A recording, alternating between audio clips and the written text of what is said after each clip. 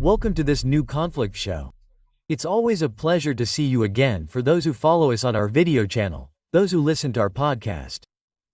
You know that conflict only lives through its readers. So by subscribing to our magazine, by also buying Conflict at newsstands, you allow us to continue to grow, and you can also offer conflict to your loved ones, particularly by visiting our website review on flit.com.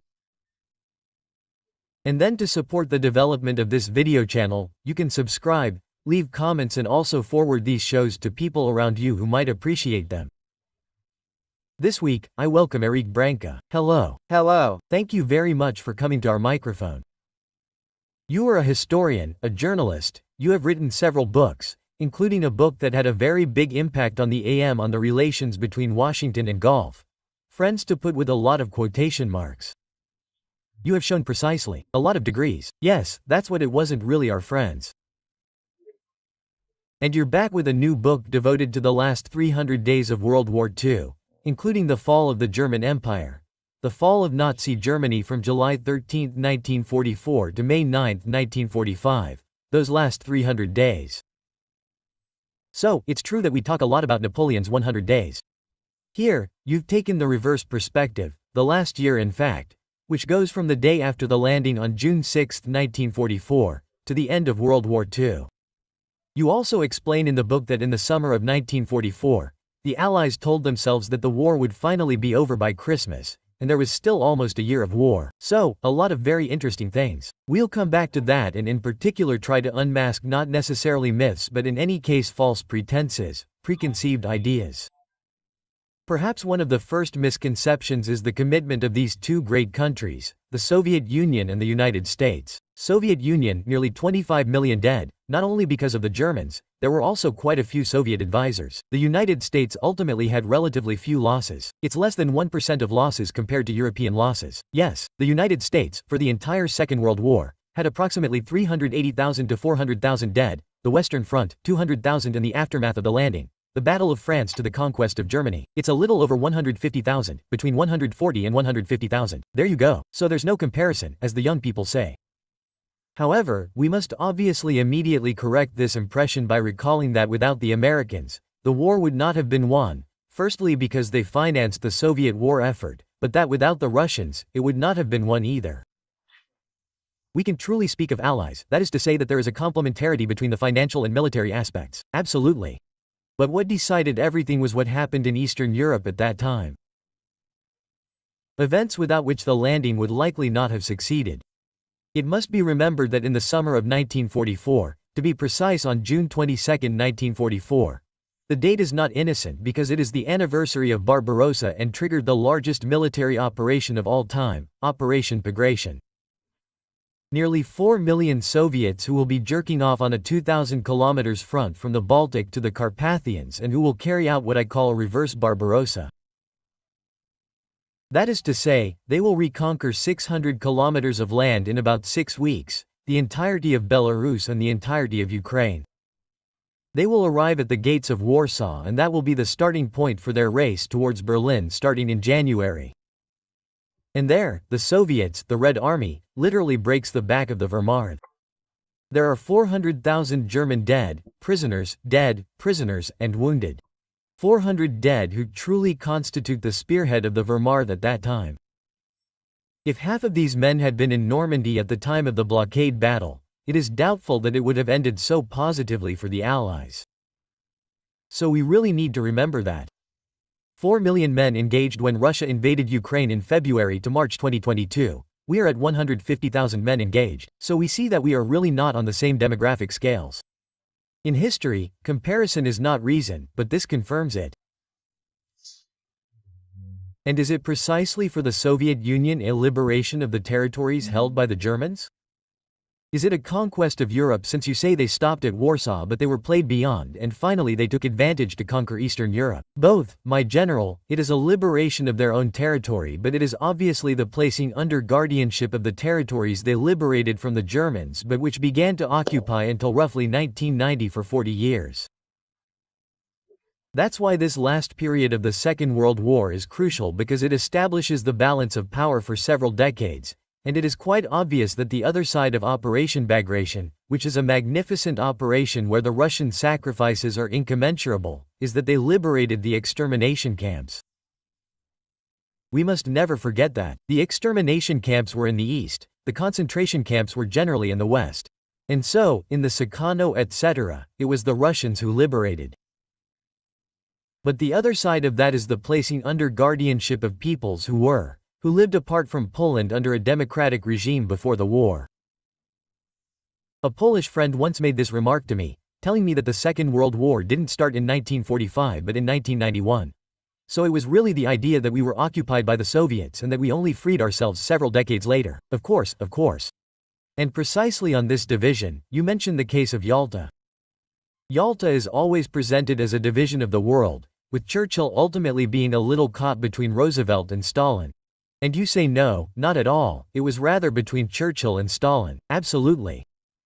It's very little talked about because we have the image of Yalta with this unfortunate Roosevelt who was very ill at the time. He died 2 months later in April. There was the crisis in February, he died in April. On relatively good form, and we summarize Yalta as a face-off between Stalin and the unfortunate Roosevelt who gives in everything. However, this is false. Roosevelt only gave in what was already acquired.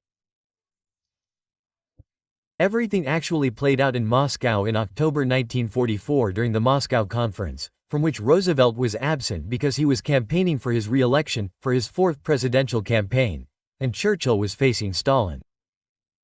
And at that point, there was already not much left to give in, since the Soviets had arrived at the gates of Warsaw. They had not yet conquered Warsaw. They were in the process of, they had just let, the Warsaw Revolt be exterminated by the Germans, because it was very convenient for them. It saved them, from having to do it. Exactly. So imposing that allowed them to impose a government to their liking, the famous Lublin Committee. They're attacking Czechoslovakia, Hungary has changed sides, and so on. So there's not much left to negotiate, except for one absolutely essential thing regarding Chile: maintaining control of the Eastern Mediterranean. And control of the Eastern Mediterranean is at stake in Greece. However, there's a very powerful communist party in Greece that's aided by the Soviet Union, and it's going to use all its weight to maintain this foothold.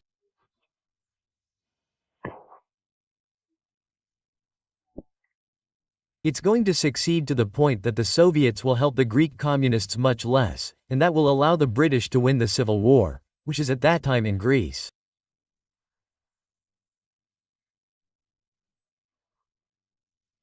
But the counterpart of this very, very selfish objective of the British, but which is understandable, is that we're already giving up half, 3/4 of Eastern Europe to Stalin. And so Yalta is only ratifying this bargaining. In fact, for the English, the important thing is the route to India. So keeping Greece, Cyprus, and then the Swedish Canal. Exactly. For them, the issue isn't Eastern Europe. It's no longer Eastern Europe, it's more Eastern Europe. So when Warsaw was besieged by the Soviets, when the Soviets, they didn't lay siege, they stopped in front of Warsaw, let the Germans put down the Polish uprising. On this, they tried to convince Stalin to intervene, etc. But getting him to intervene was at the same time getting him into Warsaw. And so all that was very complicated, and so the priority for him was Greece. There is another aspect that is also interesting, I find. It's the French relationship to the war and especially to victory. We talk a lot about June 6, 1944. We know that de Gaulle didn't like to commemorate the Normandy landings, preferring the landings in Provence. We see a lot of great French victories but which are often a little forgotten in French memory: the landings in Provence, the Italian campaign, even the part in Germany. MDB went all the way to Germany. It's a bit of a trap, you forget from history. Of course, that's why de Gaulle never went to commemorate the landings and especially not the 20th anniversary of the landings in '64. In addition, the international context was very complicated since it was Johnson who was truly an absolute opponent of France, I'm telling this in American terms. De Gaulle did, however, go to commemorate the landings in Provence, which, we talk about, you're right, we don't talk about it enough. The Provence department is still the liberation of the entire south of France, through the Rhone Valley, by an army of nearly 400,000 men, mainly French, who will join the Americans, at the time of, after the liberation of Paris. Italy is also very important since it was the French, who opened the road to Rome. It was the Americans who entered Rome in June 1944, but it was thanks to the French at Monte Cassino that the road to Rome was opened.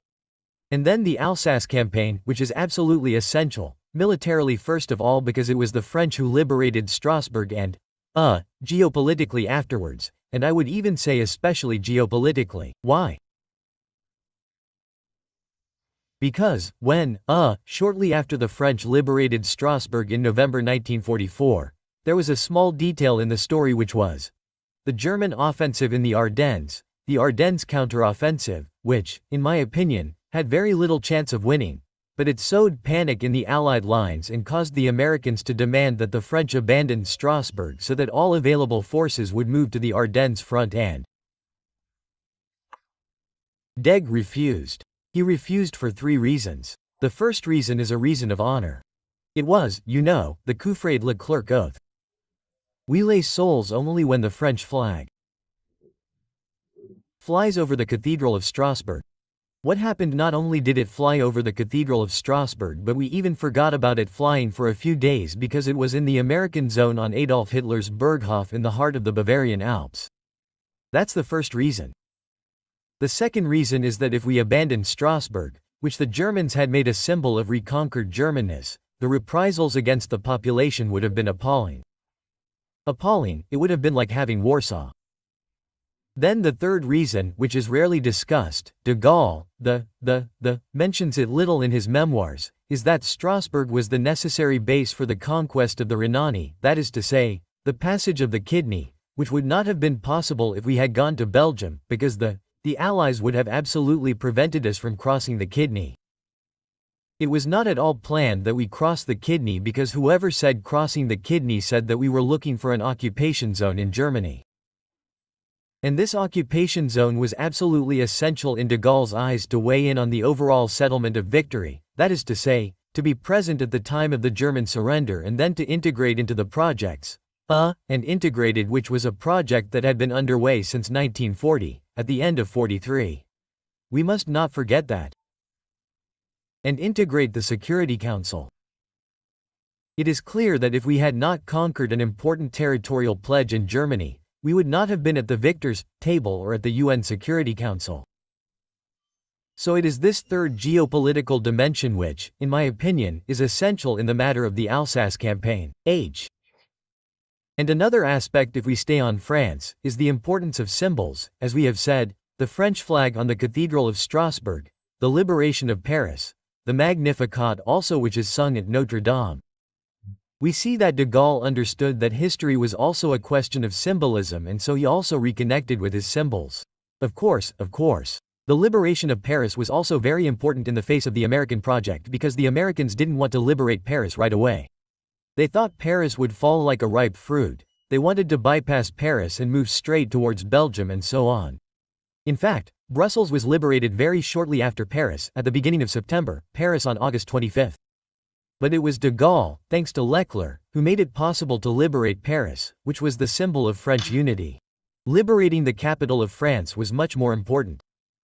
Then there was something else that de Gaulle talks about a lot in his memoirs. It was the communist threat in Paris because Paris had revolted. The communists played a very, very important driving role, and that must be emphasized in the revolt of the Parisians, which began at the beginning of August 1944. But their dream was to proclaim a Paris Commune. And when de Gaulle and Leclerc arrive in Paris, moreover, it's the only time when de Gaulle separates from Leclerc and even gives him a historic shouting match, because Leclerc had Roltendy, the leader of the communist rebels, sign at the bottom of von Soltys's act of surrender, and Tal doesn't want that at all. He wants him to think that the place of the communists is on the side of the resistance and so on. He's even a driving force in Paris, but he didn't assign the surrender.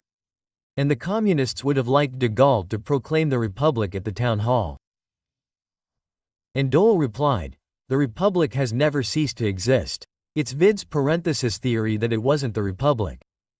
The Republic continued in London and then in Algiers. It didn't have to be re-proclaimed in the presence of the communists. So it was very symbolic." There is indeed, you clearly show there the question of a civil war. So in France, in Greece, in Italy and in particular that is the communist threat where the communists want to take power and we can see clearly that these European countries are divided between several legitimacies, of course, so the question remains open. I think that Stalin didn't want, he knew that he didn't have the means to take power in France. But if indeed there had been a Paris Commune proclaimed, that would have posed a lot of problems for de Gaulle. His legitimacy would not have been full and complete. On the other hand, then in Eastern Europe, it's not even a civil war, it's the extermination of everything that isn't communist.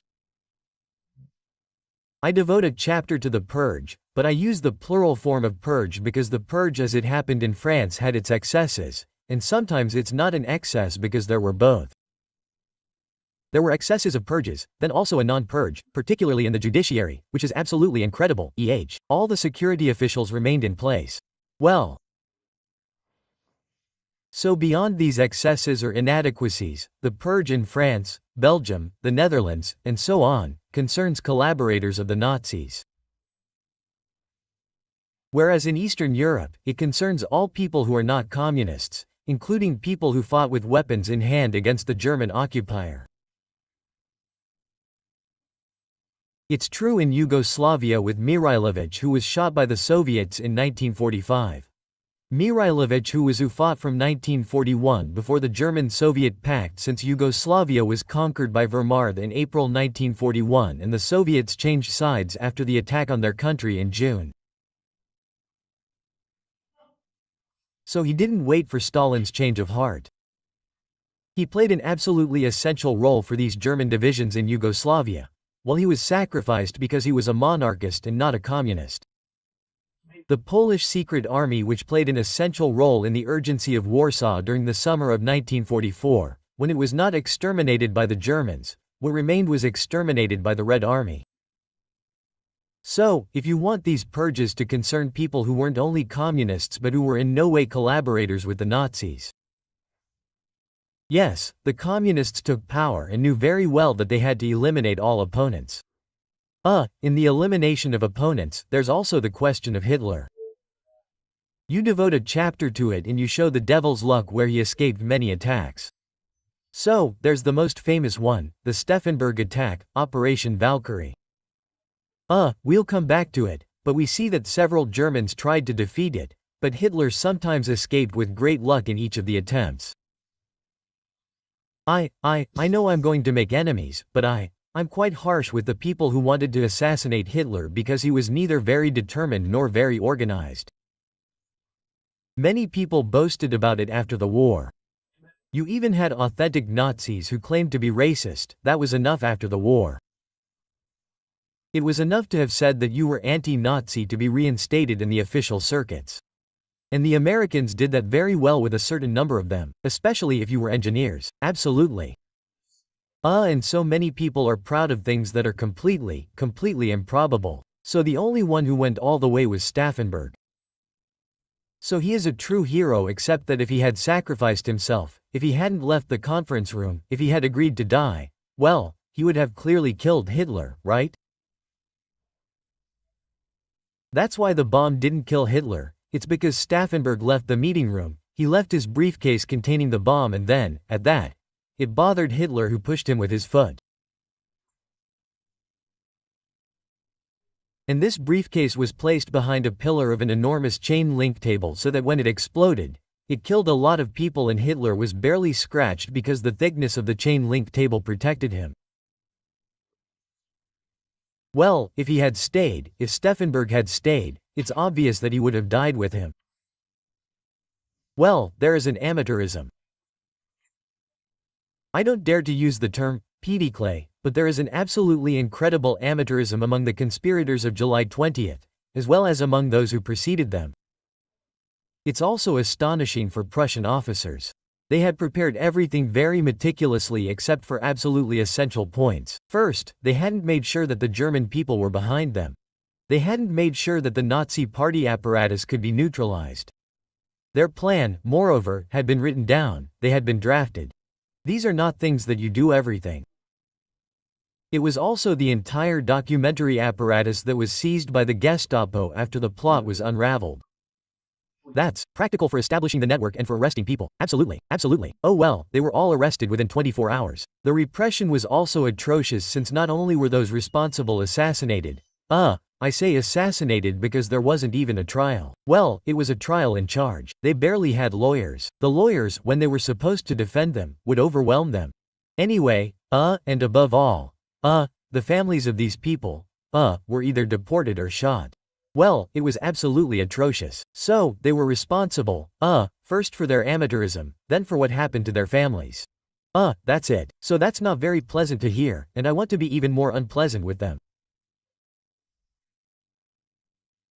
I looked at what few contemporary French historians look at, but which German academics have a good grasp of, is the entire documentary apparatus surrounding the conspirators' plans if they had one.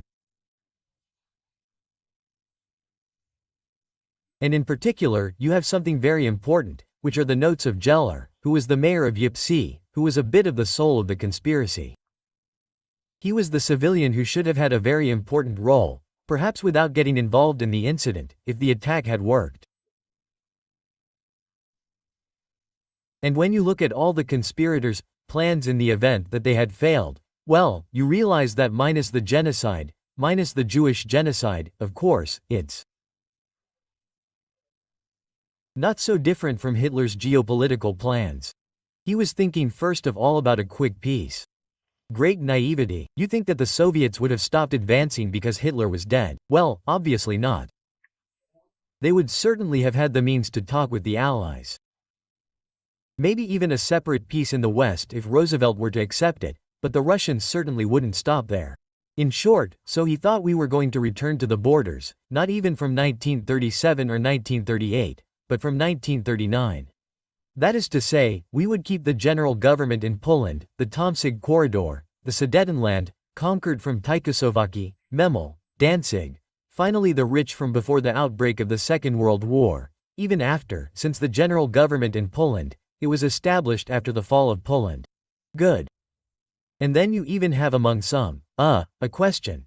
What are we going to do with the Jews? So of course, we stop the persecutions, but should we reintegrate them into the administration? Well, we're not sure. We're not sure. So in fact, it's Hitlerism before 1938 without the persecutions, without the brutal persecutions. We're not even sure that the moral persecutions would have stopped. So there you go. So it's true that I'm not very lenient with these people. So, we have the Italian case where Mussolini was arrested and executed. So, it was quick and rather well executed, with the end of Italy, an end that was actually done in several parts, since there was Mussolini's flight, the Socialist Republic of Salo, and finally a liberation of the territory, from the south to the north. Mussolini was deposed in July 1943, liberated by Hitler in September. The famous Skorpseni operation on the Big Sassow, quite spectacular, and then he was put back in power at the head of a republic, of the Reich. And it was the Italian partisans who killed him on April 28, 1945, 2 days before Hitler. This is what motivates, what finally convinces Hitler that it is better to commit suicide rather than risk capture by the Russians. He said to his close friends, but we must flee. There is the Alpine reduction which is being prepared at Berchtesgaden until April 20th. It's still tangential. We don't know if he will win. Versus Gaden, for a last resistance operation. Well, Hitler has already decided that no, but the death of Mussolini convinces him that it is not a good idea. Quote, and M is overthrown by the members of the fascist party. They are not opponents. It is truly an internal revolution. Democratic. The fascist party was chaired by a great council, and it was his son-in-law and then one of the greats, one of Mussolini's loyalists, named Dino Grandi, who was a fascist from the very beginning, who voted for his dismissal after having being open to King Victor Emmanuel in the idea of concluding a separate peace. Which, moreover, was done in September 1943, so a month and a half later. But it was this separate peace that was made in such a way, and the king so disgraced himself by giving no instructions to the Italian army that it provoked, because there were two instructions to give. Either you surrender to the Germans or you resist. They did nothing. He had no instructions, so the Germans launched Operation Attila, invaded northern Italy, massacred some Italian soldiers, who they didn't know if they were enemies or allies, and occupied northern Italy without absolutely anything being planned to defend against the German army. The King of Italy was below everything at that time. Moreover, this is one of the reasons which explains that during the 1945 referendum, the monarchy which had completely disgraced itself with Mussolini and by fleeing and by not giving any instructions to the military that it left facing the unknown. That was it discredited itself. There is then the question of precisely of the end, so the overthrow of Hitler, what do we do after? It's that once Hitler committed suicide and Germany was occupied, once Berlin was taken by the Soviets, how did we negotiate peace? How did we get to May 8th, or even May 9th, since there were two pieces? There were two different pieces. Yes, there were two pieces. Well, there was. It's a matter of time difference since the peace was, well, it's not peace, it's the German surrender. There was never a peace treaty. That's very important. Still not today. There has been no peace treaty between the Allies and Germany. What happened is that the surrender took place in Reims on May 7th with the Americans, then in Berlin on the 8th. Then it was signed on the night of the 8th around 1:45 midnight, and it was already the 9th in Moscow time. Which explains why the commemorations of the 1945 victory always take place on May 9th in Moscow. So, how did we get to this point? There were obviously attempts at negotiation that never stopped separating us, with the Western Allies to try to block the Soviet advance.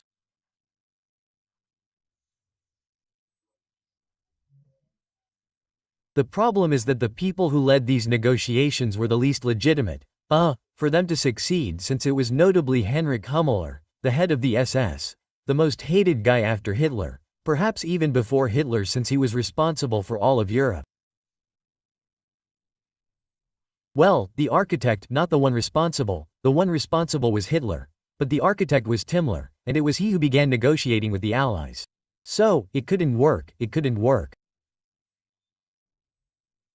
And when, after Hitler's death, it was Admiral Ney who settled in Flensburg and became the last German head of state until May 26, because we must not forget that as we said, the peace, finally the German surrender, was on May 8, but the raw government was dissolved at the end of May. They were arrested at the end of May, but in the meantime, there was a fiction of a German government installed in Flensburg, in the north of Germany.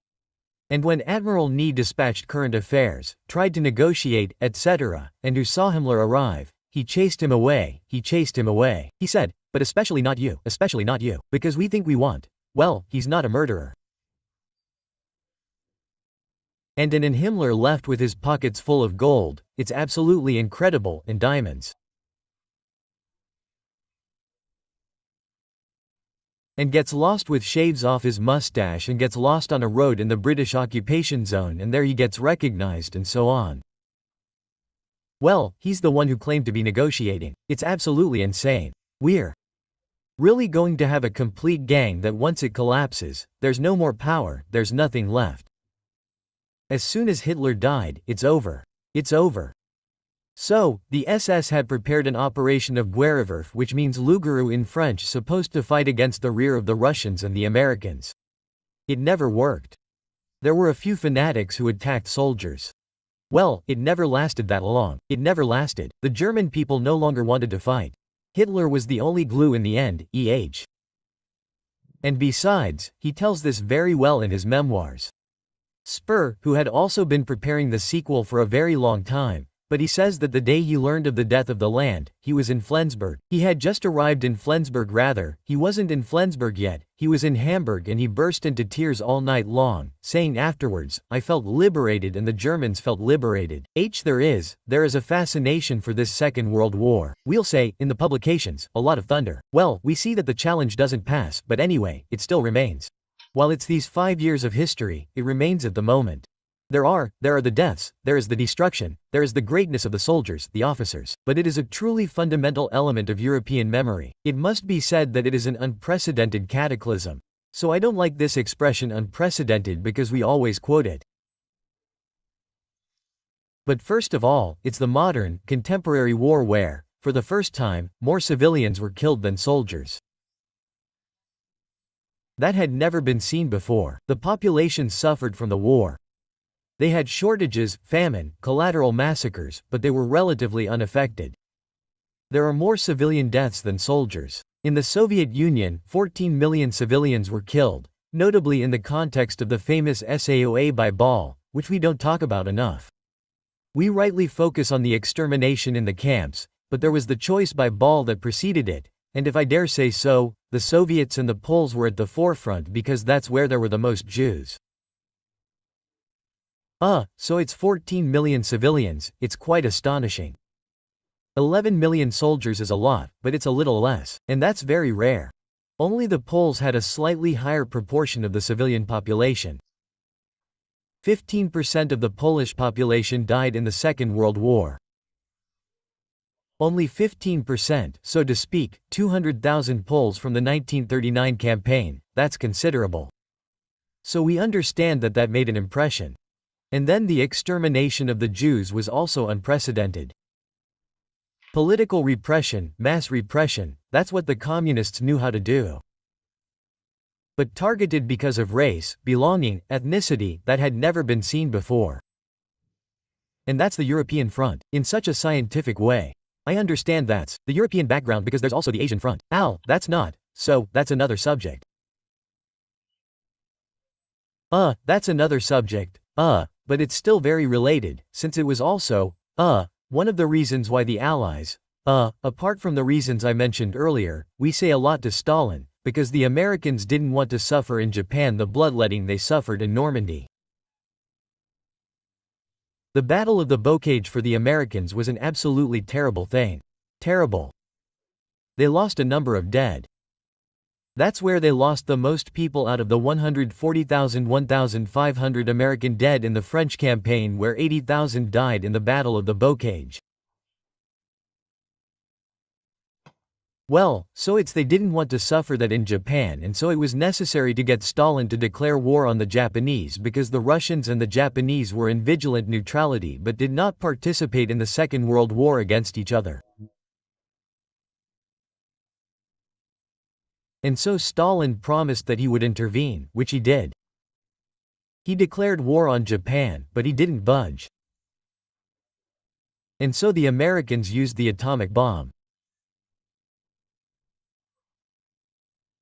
We now know, historiography has evolved a lot, that this atomic bomb was used both to avoid a bombing that would have been deadly in Japan because the entire population was waiting for them, and to impress the Soviet Union by showing, you see, we were the only ones with nuclear weapons, and we know that now.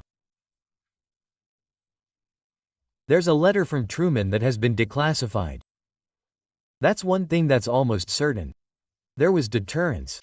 The bomb was used both from a combative, operational point of view, but also to deter the Soviet Union, of course, absolutely, and we can even think that perhaps one of the reasons why it hasn't been used since then is that Hiroshima and Nagasaki are so fondly remembered. It's said that today the bomb is even more powerful. We don't want to relive that. Oh well, the Osuma bomb, which killed about 30,000 to 40,000 people instantly, and then about 100,000 from cancer, etc. It was a tiny bomb compared to what exists today. Well, it is, but it was spectacular because we had never seen anything like it. It killed fewer people than Audrey's, but it killed them in a second. Thank you very much, Eric Branca, for coming to our microphone and on our Conflit channel.